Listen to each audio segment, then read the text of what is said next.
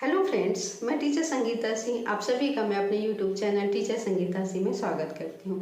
आज की वीडियो में हम सर्वनाम और सर्वनामिक विशेषण में अंतर का अध्ययन करेंगे। तो चलिए शुरू करते हैं आज का वीडियो। और सबसे पहले ये जान लेते हैं कि सर्वनाम और सर्वनामिक विशेषण की परिभाषा में क्या अंतर होता है। तो सबसे पहले देख लेते हैं सर्वनाम की परिभाषा। सर्वनाम की परिभाषा क्या होती है?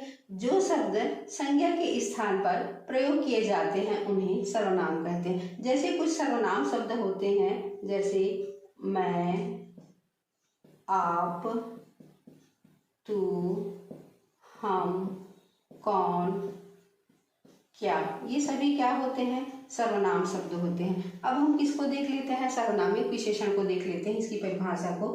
तो जो सर्वनाम शब्द संज्ञा शब्दों के पूर्व आकर उनकी विशेषता बताने का कार्य करते हैं उन्हें सर्वनामिक विशेषण कहते हैं। या आसान भाषा में हम कह सकते हैं कि कुछ सर्वनाम शब्द ऐसे होते हैं जो सर्वनाम शब्द होते हुए भी क्या करते हैं? संज्ञा या सर्वनाम की विशेषता बताते हैं, उन्हें क्या कहते हैं? सर्वनामिक विशेषण कहते हैं। और कुछ सर्वनामिक विशेषण कौन कौन से होते हैं इनको भी लिख लेते हैं, जैसे यह, वह, वे, क्या, ये सभी क्या होते हैं? सर्वनामिक विशेषण होते हैं। अब हम क्या करते हैं, इसको जो उदाहरण के माध्यम से समझने का प्रयास करते हैं। तो सबसे पहले मैं एक उदाहरण लिख रही हूँ, जैसे यह मेरा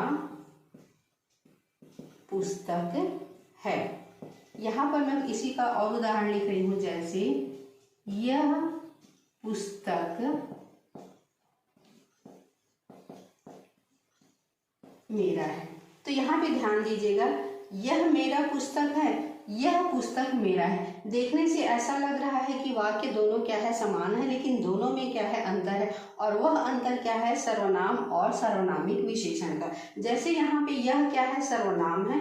और यह सर्वनाम क्यों है? क्योंकि यह किसके स्थान पर प्रयोग किया जा रहा है? संज्ञा के स्थान पर प्रयोग किया जा रहा है। इसलिए यहाँ पे जो है यह किसके रूप में प्रयोग किया जा रहा है? सर्वनाम के रूप में प्रयोग किया जा रहा है। लेकिन यहाँ पे जो यह जो सर्वनाम है वह किसके रूप में प्रयोग किया जा रहा है? सर्वनामिक विशेषण के रूप में प्रयोग किया जा रहा है। और यह क्यों प्रयोग किया जा रहा है? क्योंकि देखिए यहाँ पे पुस्तक क्या है? जो है वो संज्ञा है। और संज्ञा के ठीक पहले जब सर्वनाम लग जाता है तब उसे क्या कहते हैं? सर्वनामिक विशेषण कहते हैं। इसलिए यहाँ पे जो यह है यह किसके रूप में कार्य करेगा? सर्वनामिक विशेषण के रूप में कार्य करेगा। और कुछ उदाहरण के माध्यम से समझ लेते हैं, जैसे कोई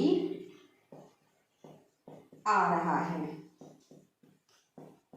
तो यहाँ पे देखिए कोई आ रहा है, तो यह जो कोई सर्वनाम है यह किसके रूप में प्रयोग किया जाएगा? सिर्फ जो है वो सर्वनाम के रूप में प्रयोग किया जाएगा। लेकिन इसका दूसरा रूप मैं लिख देती हूँ, जैसे कोई बालक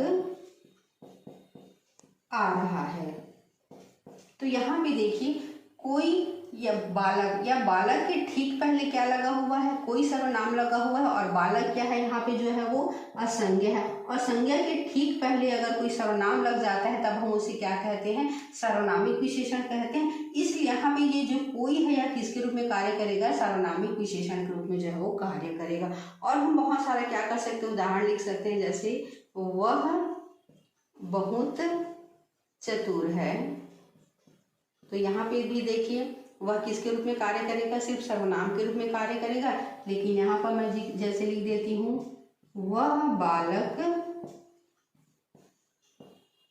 बहुत चतुर है। तो यहाँ पे जो सर्वनाम है वह किसके रूप में कार्य करेगा? सर्वनामिक विशेषण के रूप में कार्य करेगा।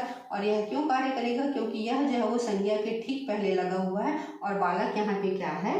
असंज्ञा है। तो इस तरीके से हम क्या कर सकते हैं? सर्वनाम और सर्वनामिक विशेषण में जो है वो अंतर तैयार कर सकते हैं। साथ ही अगर हम भेद के रूप में अगर इनका अंतर को देखें तो उसको भी हम क्या कर सकते हैं? तैयार कर सकते हैं। जैसे सर्वनाम के कितने भेद होते हैं? तो सर्वनाम के जो है वो 6 भेद होते हैं। और वह भेद कौन कौन से होते हैं इनको भी मैं लिख देती हूँ, जैसे पुरुषवाचक सर्वनाम,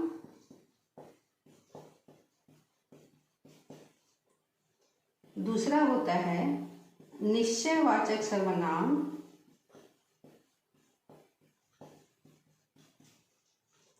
तीसरा होता है अनिश्चयवाचक सर्वनाम,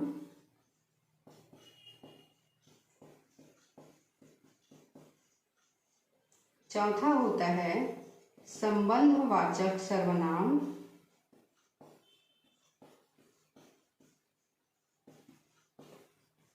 5वां होता है प्रश्नवाचक सर्वनाम और 6वां होता है निजवाचक सर्वनाम।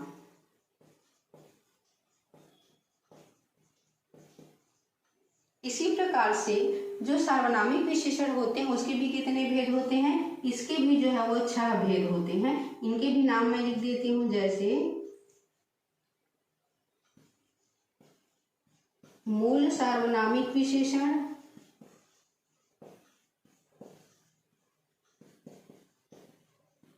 दूसरा होता है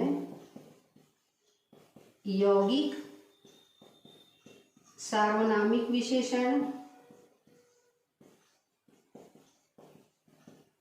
तीसरा होता है निश्चय वाचक सार्वनामिक विशेषण,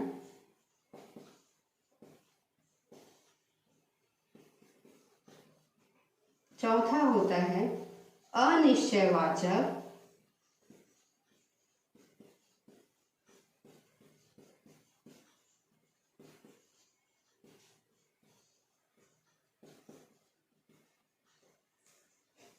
पांचवा होता है संबंधवाचक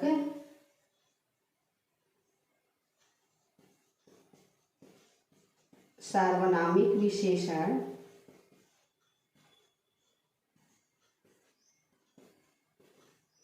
और छठा होता है प्रश्नवाचक सार्वनामिक विशेषण।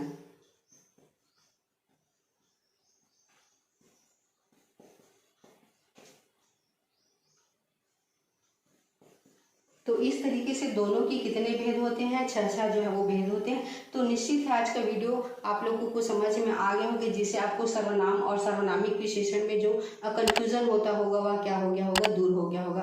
अगर आज आप लोगों को वीडियो अच्छा लगा होगा तो वीडियो को लाइक कीजिएगा, कमेंट कीजिएगा, शेयर कीजिएगा। अगर आप मेरे चैनल में नए हैं तो चैनल को सब्सक्राइब भी कीजिएगा।